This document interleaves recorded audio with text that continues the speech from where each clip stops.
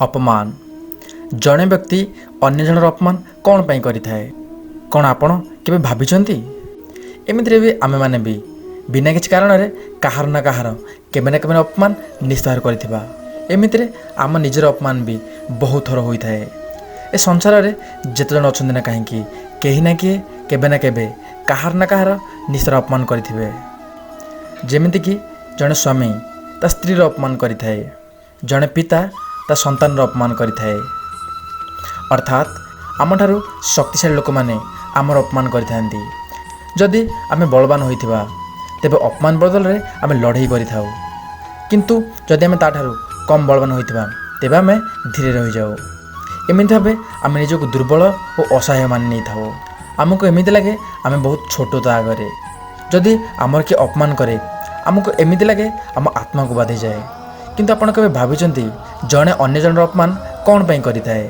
जदि जणे बारंबार अपमानित होइथाए से निज निज तुच्छ मन करिथाए एवं बाध्य होई अपमान सहय करिथाए, जहा फल रे तार आत्मविश्वास नष्ट हो जाइथाए।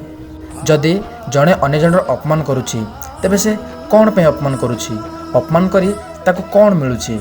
कोन आपण केबे चिंता करिसेंती? आपण टिके ध्यान रस बसी भाबंतु से कौन पे अपमान करिथाए, अपमान करला बेले ताको कौन मिली थाए। प्रकृत कथा कहबाकू गले आमे अन्य जनर अपमान करिथाउ काहेकि ना से ता दुर्बलता को चिन्हु बोली ताको आमे अपमान करिथाउ कि तो ठारू मु अधिक शक्तिशाली अटे। से ता निज ऊपर भरोसा करे नहीं। से अन्य जन को अपमान करी नीच देखला बेले ही ताको निजर शक्तिर एहसास होई थाए। से निज शक्तिर परिचय पाई थाए। जणे अन्य जनर अपमान करी प्रमाण कर दे कि मु ही शक्तिशाली अटे। आमको एमिति लगी थाए कि जदि आमे अन्य जन आगरे आमर शक्तिशाली प्रदर्शन न करिबा तेबे ए संसार रे आमको हीन मान्यता दिया जिवो, आमको अपमान करा जिवो। आमको एमिति लागिवो आमे अन्य जनर गुलाम बोली। सेथिपई तो एही सब चिंतार मुक्ति पाइबा पई मनुष्य माने अन्य जनर अपमान करिथांती। किंतु आम माने अपमान करिया बदले एक कथा केबे भी चिंता करि न थाउ कि अन्य जन को आमर साथी बनाई दे जदि आमे आगको जिबा तेबे आमर निश्चित भाव लाभ ही हम। अन्य जन को अपमान करी निजर शक्ति प्रदर्शन करने बदल रे जदि आमे अन्य जन को भल पाइबा दे निजर करी आम शक्ति को आमे द्विगुणित करि परिबा तेबे ही आमर लाभ हेबो।